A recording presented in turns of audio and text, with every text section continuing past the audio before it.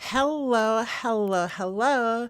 Welcome back to the Civil Points podcast with none other than moi, your host, Ariana Dieva. We are back here with a brand new episode, and if you guys haven't already, you guys can go ahead and hit that subscribe button and hit that notification bell and drop all your comments below because I love to read and interact and, get different point of views of what we are talking about. The topics usually are in depth. Some of them are on the insane spectrum, and some of them are on the sanity spectrum of we can divulge this without us choking on it. But if you haven't already, hit that subscribe button. You don't want to miss out on brand new episodes of The Civil Point with me, your host, Ariana Dieva. So let's get into what we're talking about today. We have quite a few different things to discuss, including Don Lemon calling for attacks on ICE officers. This is insane. So let's go ahead and get into it right now. So, Don Lemon was on this podcast and he made some controversial comments about defending ourselves as a Black and brown communities, defending ourselves against unwarranted and illegal and unconstitutional searches, seizures, and detainment when ICE officers decide to raid apartment buildings, homes, jobs, Home Depots, complexes, and everything under the sun, with apparently no legal jurisdiction that holds them accountable for their unconstitutional raids. Don Lemon says we should fight back. But did he really call for attacks on ICE officers? Well, let's find out. Let's go ahead and listen to what Don Lemon has to say. What Chicago is going to devolve into, Don, because you were there for 4 days. Okay, so let me just say this. You're saying what I'm saying, and I just want to be very clear here. I am not condoning or promoting violence, but what I am saying No, we all know. When those, and look, that should go without a caveat. And you know what? The folks on the right say it all the time, and then they get promoted, and they still have platforms, and people are like, yeah, right, Second Amendment, I get to carry my gun. You know the whole thing. But the moment that you and I say it, because, Black and brown brothers say, oh my gosh, what are they saying? Yeah, I'm saying, here's what I'm saying to Black and brown people, to Mexican people, to people who are here legally and who can go and buy a gun legally and have a license to carry legally. Go do it. Why not? Go do it. It is your Second Amendment right. So I say to all the Black households, go out and get your firearm and be safe with it and keep it in a safe place and teach your kids about how to use it safely or how to stay away from it safely when they're a kid. Go and do it. If you believe in the Second Amendment, if you believe in the Constitution, Black people, brown people of all stripes, whether you're an Indian American or a Mexican American or whoever you are, go out in your place where you live and get a gun legally, get a license to carry legally. Because when you have people knocking on your door and taking you away without due process as a citizen, isn't that what the Second Amendment was written for? Go back and read what the Second Amendment says. And perhaps it will knock some sense in the heads of these people who are saying, well, it's all great. I don't believe they're doing it without due process. They're asking people for papers. They're not really beating people up. These people are doing things that are illegal. Nobody is illegal. It is a misdemeanor to cross the border. Now, if you do it a number of times, then it becomes something else. But it is nowhere near the level of criminality that a 34-count business documents, whatever it is, forgery or whatever it is, whatever that Donald Trump did. It's nowhere near the level of criminality. We have degrees of criminality in this country. And what Donald Trump did is at the highest level of criminality. And what did he say that was so wrong? What did Don Lemon say that was so wrong? Can someone explain it to me? Because what he said was defending the Second Amendment of our Constitution, which is the right to bear arms. So someone want to clear up the confusion and the manipulative narrative that the right is spewing, that Don Lemon is calling for attacks on ICE soldiers. I don't even want to call them soldiers. ICE agents. Despicable, disgusting human beings. Where's the misconstrued, we're going to attack ICE agents with guns? Because he didn't say that at all. So this is my problem, obviously, with media. Everything gets misconstrued. Everything gets manipulated to fit a narrative for a news station like Fox or for a podcast. It's just very much centered around creating a narrative that is untrue. What did Don Lemon say that was so wrong? All he said was if you are legal in the United States, you can get a right to carry with a license. Go out and buy yourself a gun for self-defense. Because right now in our country, our president is allowing our Constitution to be violated by his own personal private militia in ICE, and allowing those agents to storm through, raid, destroy, and abduct not only adults but children from their homes in the middle of the night, strap them with zip ties and tell them that they are not welcome in this country, load them in the back of an unmarked van, and ship them off to God knows where to never be heard from again. So what? Someone needs to tell me, what did Don Lemon say that was so insightful for the right that it made them so pissed off that they thought that he said we need to attack ICE soldiers and shoot them? Pew pew. He didn't say not one thing. What he did was tell the truth, and that's something that the right has a really hard problem with. Because right now, all Don Lemon said was, under the Constitution, the Second Amendment, every legal black and brown citizen of America has a right to get a license and to carry a gun for their protection in their home. He even went a step further, saying, train your kids to know that this is a firearm.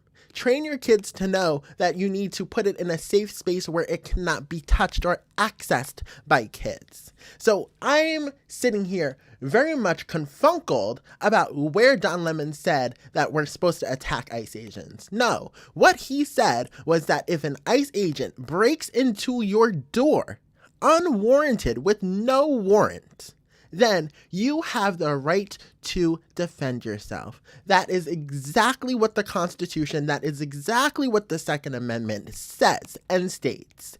American citizens have the right to defend themselves, especially against intruders in their home, no matter if it's a federal agent or some bum off the street trying to steal change from your cookie jar. It does not matter. You have a right to defend yourself, especially when ICE agents are not following constitutional law with applying warrants and showing warrants for an arrest. I think the problem here, and we all know the problem here with the right, is that they get very afraid when they are faced with the truth. And when Don Lemon slapped them in the face with the truth that black and brown people are American citizens that have access and rights to firearms, Fox News and every right-wing media outlet finally realized, oh my God, we have a problem. Black people and brown people with guns. That's what set them off. Not that he said that we need to attack ICE officers, because he's never said that. But they need to manipulate a narrative to show that black and brown people are aggressors. Black and brown people are attacking the good old dear ICE officers who are just doing their job. No, they're not doing their job. They're unconstitutionally ripping apart families. So Don Lemon did not say a damn thing wrong when it comes to the Second Amendment, when it comes to defending your property, when it comes to when a warrant isn't shown for an individual. What is happening here is that the right is fearful. They are fearful that black and brown communities finally are getting rights in this country, and they are not only finally, but have had rights in this country for 50 plus years. And now they are saying, you know what, you are a little too far off this leash. Let's snatch this back a little bit. So that is what's going on. The right is afraid. The right is petrified that anyone other than the white people of this nation, the white nationalist men who serve Trump, have rights. They are petrified of anyone else having the same rights as them, because then guess what? It's an even playing field when black and brown people have guns in their possession, right? Oh, it's an even playing field now. That is what they're afraid of, having an even playing field. And this is what this administration has been about. It's been about destroying an even playing field that has been worked on and plateaued on and built on for years. We're over here trying to build opportunities for Black and brown communities and minority communities of all kinds. But what is happening is that the white Christian nationalist men feel we have now completely destroyed their sense of humanity, when obviously we have not. All we've done is give everyone an equal playing field. And what happens is that because there's an equal playing field, and when one group of people thinks they're more godly than the other, they serve God, they look like God, they are God, well, guess what they're going to do? They're going to make sure that even playing field gets demolished. And that is exactly what's happening today. The white Christian nationalist Americans men are demolishing equality. So Don Lemon said not one thing wrong. He just quoted the Constitution. And guess what? When it comes to the truth, when it comes to written law, we know that MAGA and obviously Khan Don himself does not like the truth and written law. So speaking of demolishing, let's talk about what is going on at the White House. The White House is currently being demolished, not the whole thing, but the east wing of the White House is currently being demolished. So let's go ahead and pull this up. So these are photos of currently the White House being demolished. And honestly, I see a lot of liberals, I see a lot of left-wingers being very upset about this. But honestly, it's a building. It's a building. Am I upset that a humongous ballroom is being built? Obviously.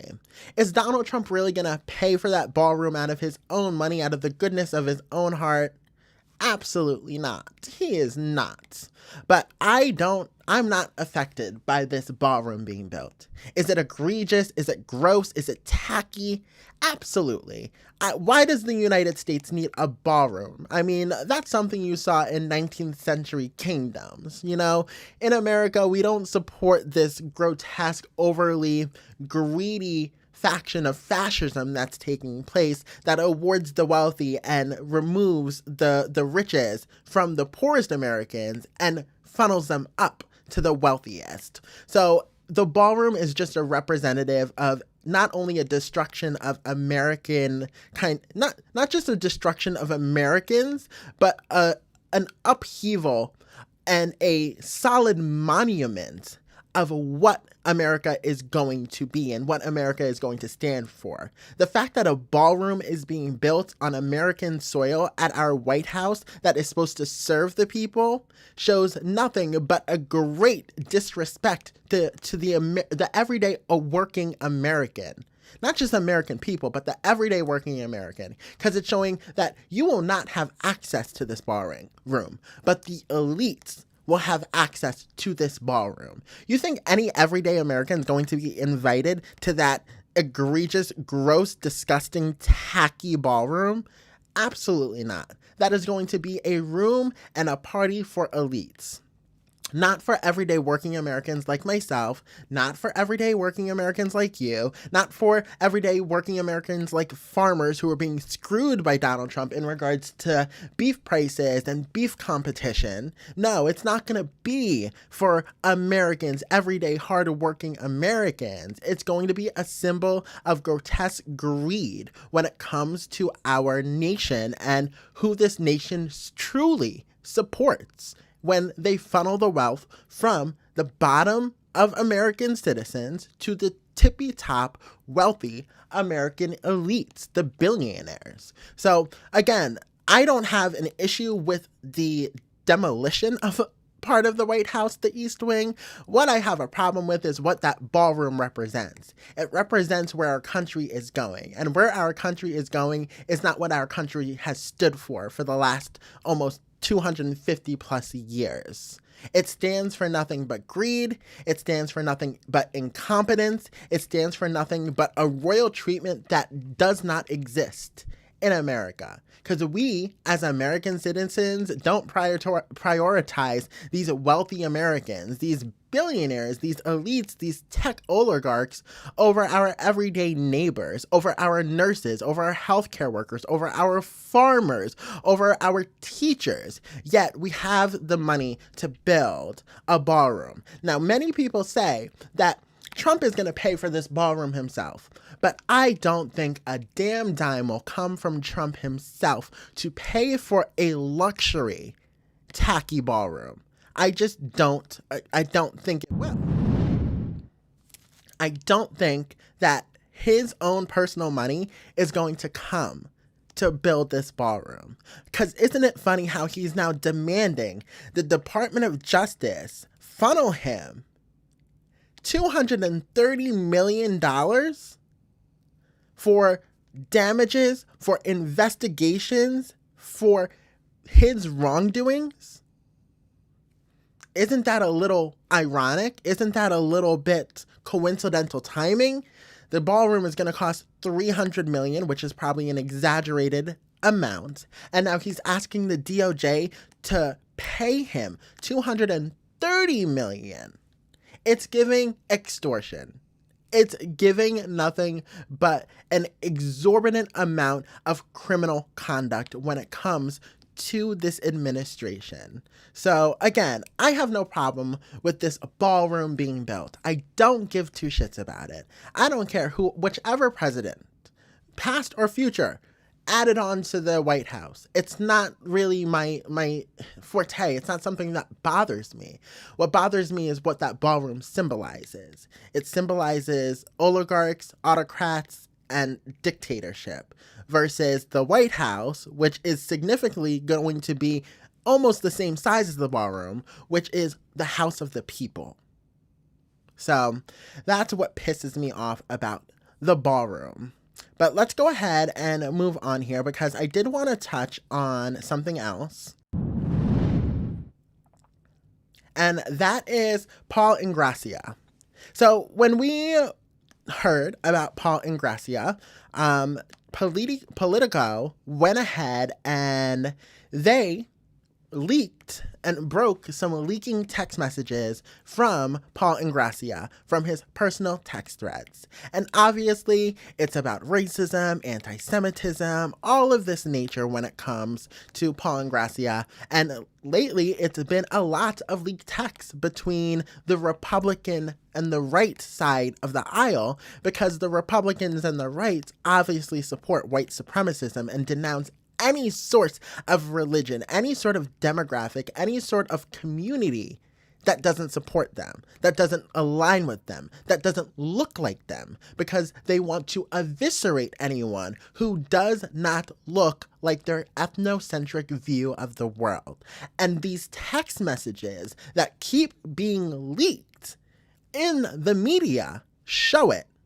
They show it flat out on a piece of literal electronic equipment that these people are racist, gross, misogynistic, anti-Semite, just disgusting, downright vile human beings. So in regards to Paul Ingrassia, let's go ahead and read some of his texts that he had sent. It's insane to me that Paul Ingrassia, he was being considered for, let me just get that information. He was being considered for to lead the office of special counsel for Donald Trump. But then all this information, all these leaked anti-Semitic, racist, misogynistic text messages came out. And he continuously said in these text messages, here's a few examples of what he said. MLK Jr. was the 1960s George Floyd, and his holiday, MLK Day, should be ended and tossed into the seventh circle of hell, where it belongs. Insanity. No mulligan holidays, from Kwanzaa to MLK Day, to Black History Month, to Juneteenth, then added, every single one needs to be eviscerated. Now, I keep using the word eradicated, and I know that these people who serve in these positions, who serve in the closest ears to the president, have these views that communities, like I've stated before, marginalized and demographically challenged communities that have challenges in representation in our government. They want to eviscerate and eradicate these communities. And these text messages that keep being leaked show exactly what I've been saying and exactly what people have been trying to deny to my face and in my comments, that, oh my God, no, these Republicans, they don't want to eviscerate and eradicate and destroy and dismantle and remove and kill off communities. Well, here's the proof for you, laid out in text threads that are being leaked in the media, thanks to Politico, that Paul Ingrassia, who is a representative of this Republican Party, this MAGA just infiltration of our U.S. government, a coup to take over this democracy and turn it into an autocracy and a dictatorship, he literally uses the word in this text, every single one needs to be eviscerated. And you could equate the word eviscerated to my word eradicated, because they both technically mean the same thing, a destruction of a community. So, there's more text. I do have a Nazi streak in me from time to time. I will admit it. In regards to Vivek Ramaswamy, never trust a chain man or an Indian. Never. Why some Republicans feel that Democrats make Black people into victims. The tech show Ingrassia remarked, Blacks behave that way because that's their natural state. You can't change them. Proof, all of Africa is a shithole and will always be that way. Not only does Paul Ingrassia use the same terminology to describe Africa as a shithole as Trump does, but you can see that this conglomerate of a community, of a disgraceful community, of a disgraceful party here in the United States shares the same brain cell because they use the same terminology. Trump has described parts of Africa as shitholes before, and now look at this, Paul Ingrassia using the same terminology. How about we need competent white men in positions of leadership? The founding fathers were wrong that all men are created equal. We need to reject that part of our heritage. This is who is serving in high places, in high positions in our White House that have the potential to create laws that disproportionately affect and destroy communities. And he has said it in his text threads. And text threads don't lie. We all know when you are texting with your friends, your truest feelings come out. And the fact that this man had the audacity and comfortability to send these texts just show how much and how normalized this rhetoric, this talk, this evisceration, this plan of evisceration of communities is in the Republican Party. So when we talk about Paul Ingrassia, he did not back down. And I find his tweet in regards to the situation, in regards to the leaked text, even worse. It says, I will be withdrawing myself from Thursday's HSGAC hearing to lead the Office of Special Counsel because unfortunately I do not have enough Republican votes at this time. I appreciate the overwhelming support that I have received throughout this process and will continue to serve President Trump and this administration to make America great again. He has no remorse. This man has no sympathy. This man has no regret of any word he uttered in those leaked text threads. No apology. No, I'm sorry for the communities I hurt. No sort of remorse in any part of that statement. He just said, and it shows exactly how he feels, I don't have enough Republican votes, so I'm dropping out. Not, I'm dropping out because I said some fucked up shitty shit about communities and I don't truly believe it. No, he's dropping out because he wants to blank wall his actions and his words with, I don't have enough votes. It's crazy. And the fact that this man is still going to be serving in the Trump administration to serve in Make America Great Again, this Truth Social post shows everything about what MAGA is.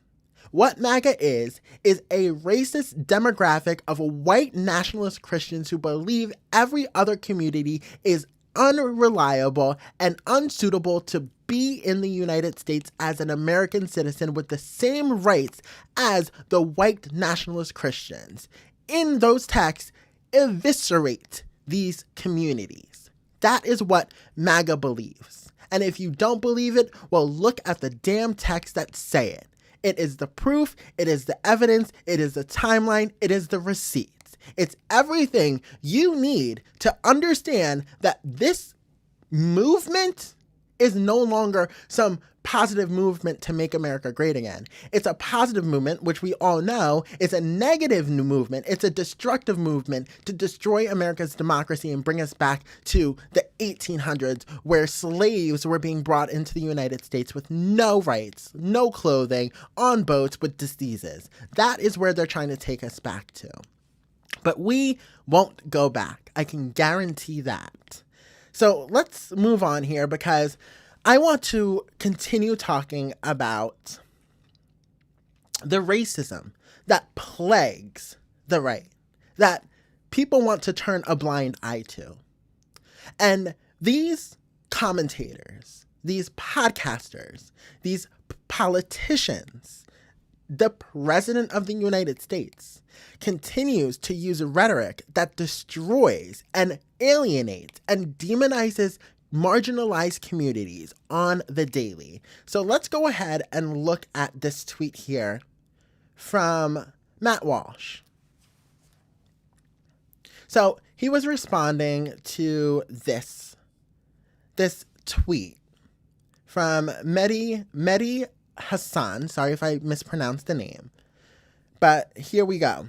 We're going to go ahead and play this. American as anyone else, and don't take any BS from anyone. I think that if you can play church bells, you can pray the call to prayer. We are as American as anyone else, and don't take any BS from anyone. He said, if you can have your church bell, we can have Islamic prayer. So, Matt Walsh responds, Christianity built this country. Islam did not at all, in even the slightest way. That's why we can have our church bells, you ungrateful little bitch. The Islamic hate that comes, not just the Islamic hate, it's just bigotry and hatred in general from the MAGA right party. Like, it's there, it's blatant, it's literally posted in writing, and it just doesn't seem to connect to a lot of these maggots' minds that it's there. Like, it's written. It's like the damn Magna Carta. Like, y'all never be able to erase this. It's there for history.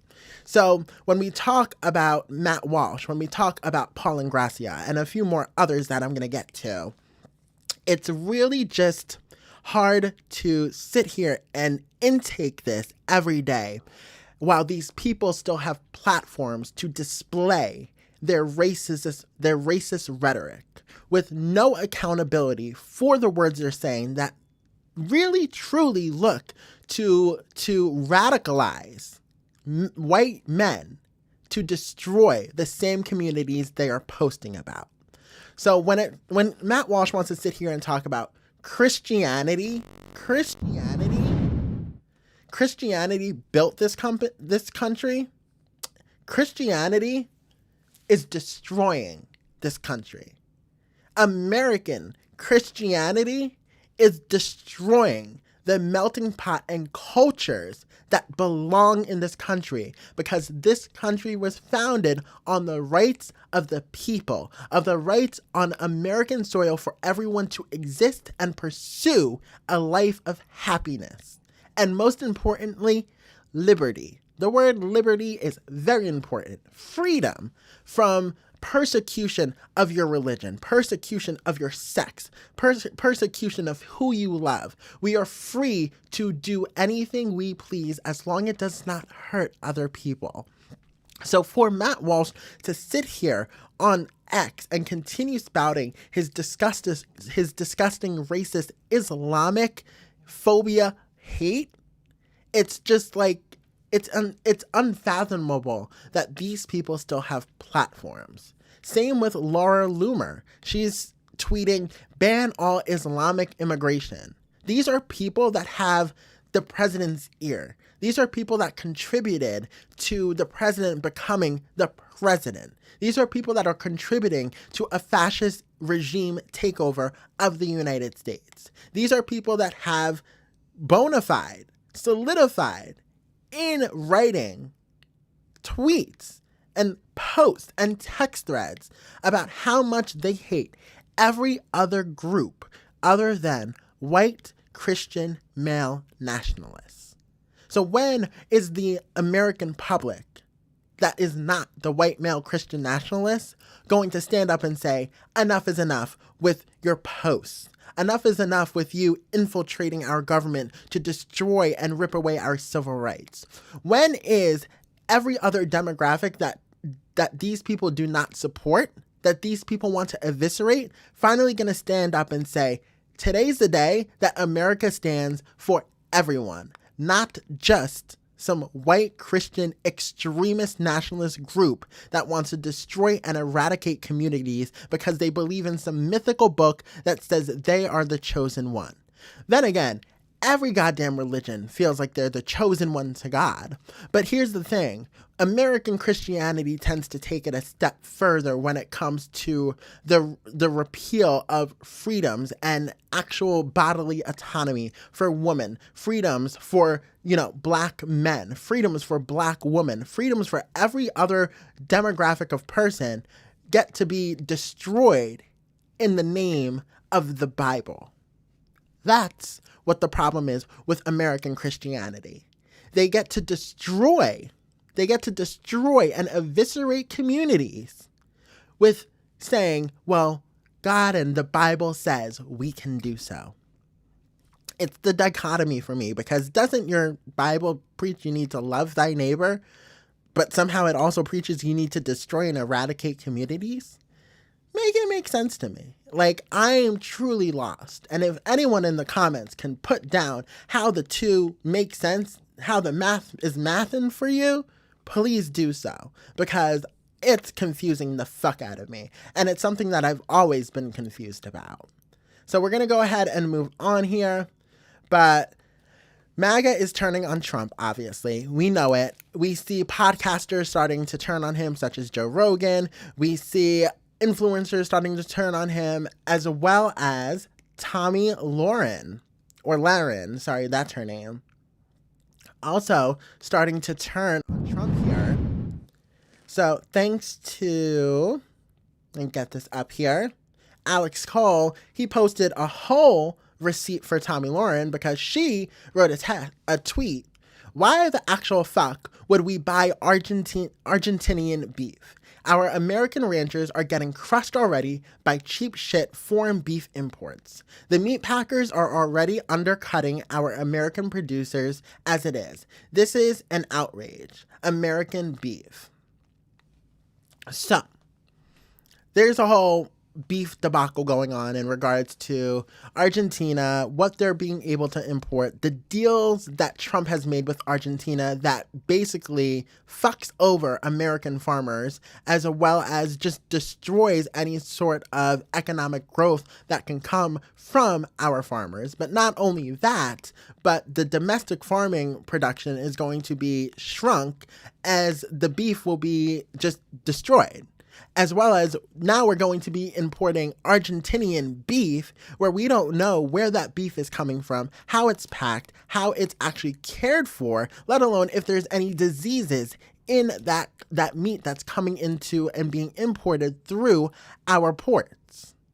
So we're going to sit here and trust a president who has no idea about agriculture to bring in and import Argentinian beef for Americans to feed on, to consume, I think that's dangerous. I think it's dangerous. It seems more corruption when it comes to Argentina and bailing out Argentina and saying, fuck American farmers. But what I'm saying is that now I think Mac is starting to wake up. The influencers are starting to wake up. And, you know, Alex Cole said, 1 minute here, Alex Cole literally said, he got a receipt for Tommy here. This is what I voted for. She tweeted on June 17th, 2025. But now she's backtracking because she's like, what the fuck is going on? I didn't vote for this, but you did. All of you did. Every single one of you that went to those polls and voted out of hatred, voted for a man to corrupt the United States, to bankrupt the United States, to bankrupt everyday, hardworking, blue-collar Americans.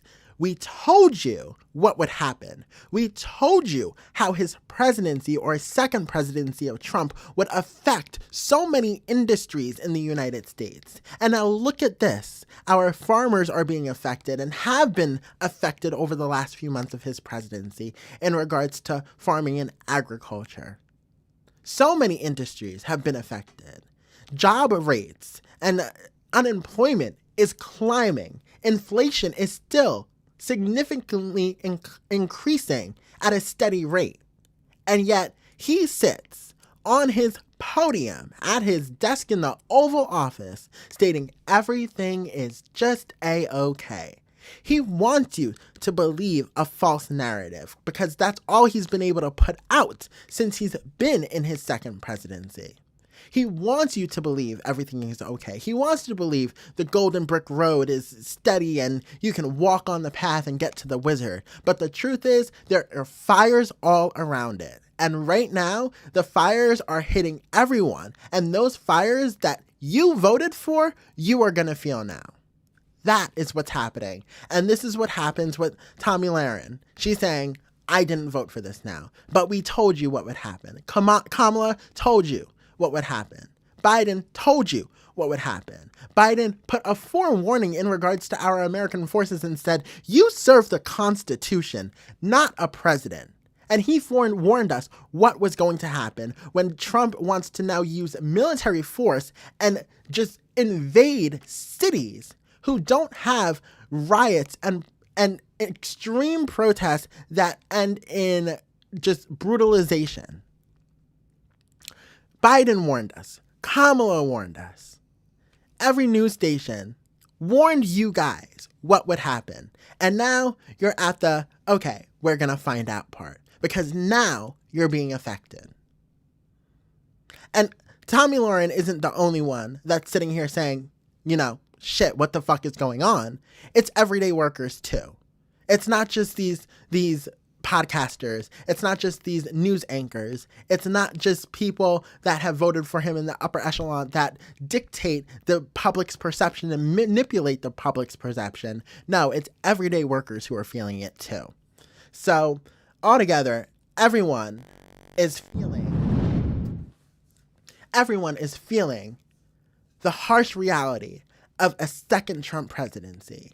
And that second Trump presidency was warned about by scholars. That second Trump presidency was warned about by truthful, reliable politicians.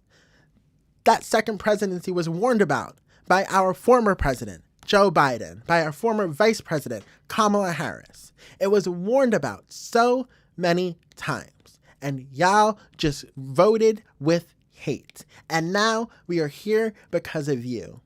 We are here because now you get to see a big opulent ballroom built on the edge of the White House that will never serve you. That will never serve you a plate of $5 million steak and potatoes. That is what you voted for. So anyway, guys, this is going to be the end of this podcast. I hope you guys enjoyed it, and I want to hear everyone's thoughts on what we talked about today, because it's very true. The White House building, it doesn't affect me. I don't give two shits. Tear down the White House, build a new White House. I don't care. But what I do care about is what it represents, and what the White House represents is the people. What a ballroom represents is opulence, greed, and a funneling of money to the upper echelon of America, which is our wealthy billionaires that look to destroy our communities, our everyday working communities, and funnel our money that we earn and pay into our taxpayer system up to them so they can eat $5 million steak dinners that will never serve you. Okay? What I am pissed about is that Don Lemon wants to sit here and say, protect and utilize and invoke your Second Amendment right. And Fox News and right-wing conspiracy theorists wants to turn around and say, they're saying you need to take out ICE officers. No, what you need to do is be responsible with your guns. That's what Don Lemon said. He said, you're an American citizen. You have a right to own a licensed and registered gun. Go out and get one to protect yourself from unlawful searches and seizures that our government and our president is procuring in our United States cities. Go out, protect yourself, and make sure whoever's in your home knows what a gun is for. That is what Don Lemon said. So it's the manipulation, the perversion of our government. It is the manipulation and perversion of our media. And it is the manipulation and perversion of every citizen in these United States that's pissing me off. Anyway, guys, that is the end of this podcast for tonight. Go ahead, give me your thoughts on what we talked about tonight, and if you haven't already, go ahead, hit that subscribe button. You don't want to miss out on brand new episodes of The Civil Point with me, your host, Ariana Dieva, and I will catch you guys on the next episode of The Civil Point. Bye!